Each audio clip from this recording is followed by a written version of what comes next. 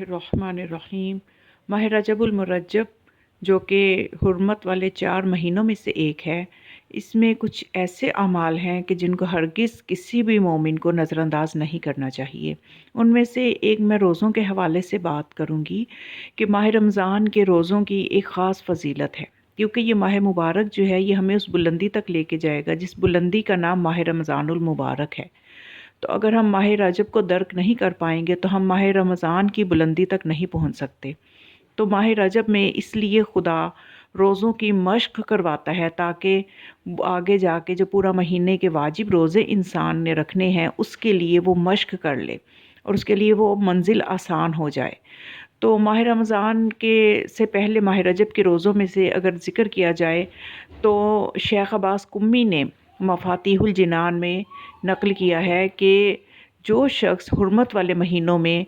जुमेरात, जुम्मा और हफ्ता इन 3 दिनों में मुसलसल रोज़ा रखे, यानी जुमेरात, जुम्मा और हफ्ता इन 3 दिनों में अगर वो रोज़े रखेगा, 3 रोज़े रखेगा, तो उसको 900 साल की इबादत का सवाब मिलेगा। लेकिन मसला ये है कि अगर कोई रोज़े नहीं रख सकता किसी शरई उज़्र की वजह से या कोई किसी और मसले की वजह से रोज़ा ना रख सके माह रजब में, तो उसको फिर कैसे वो इस सवाब को पाएगा। तो इस सिलसिले में सवाबुल आमाल में शेख सद्दूक ने एक रिवायत बयान की है कि जिसमें रसूलुल्लाह सल्लल्लाहु अलैहि वसल्लम से ये सवाल किया गया कि अगर कोई शख्स कमज़ोरी या बीमारी की वजह से या औरत ना होने की वजह से माह रजब के रोज़े रखने से आजिज़ हो जाएं, तो वो कौन सा ऐसा काम अंजाम दें ताकि वो इस सवाब को पा सकें। तो आप सल्लल्लाहु अलैहि वसल्लम ने फरमाया कि हर दिन के इवज़ मिस्कीनों को रोटी बतौर सदका अता करें। और फिर आपने फरमाया उसकी कसम जिसके कब्ज़े कुदरत में मेरी जान है, जब वो इस अंदाज से हर दिन के बदले में सदका करेगा तो वो उन तमाम चीज़ों को पालेगा जो मैंने बयान की हैं और इससे भी ज़्यादा, बल्कि बेशक अगर आसमान और ज़मीन की तमाम मखलूक़ात उसके सवाब तक पहुँचने के लिए इकट्ठी हो जाएं, तब भी वो इस सवाब के 10वें हिस्से तक भी नहीं पहुँच सकेंगे जो उस शख्स को जन्नत में फ़जीलत और दर्जात में से हासिल हैं। यानी जो शख्स माह रजब में रोज़े रखेगा उसकी जो फ़ज़ाइल आपने बताए वो फ़ज़ाइल इतने ज़्यादा हैं कि उन तक कोई पहुँच ही नहीं सकता। तो फिर आपने फरमाया जो रोज़ा नहीं रख सकता तो वो भी इन तमाम चीज़ों को पालेगा अगर वो उस दिन बतौर सदका किसी मिस्कीन को रोटी खिला दे, अपनी हैसियत के मुताबिक, यानी वो खिला दे, तो वो भी उस सवाब को पालेगा जो रोज़ेदार को माह रजब में रोज़े रखने की वजह से मिलता है।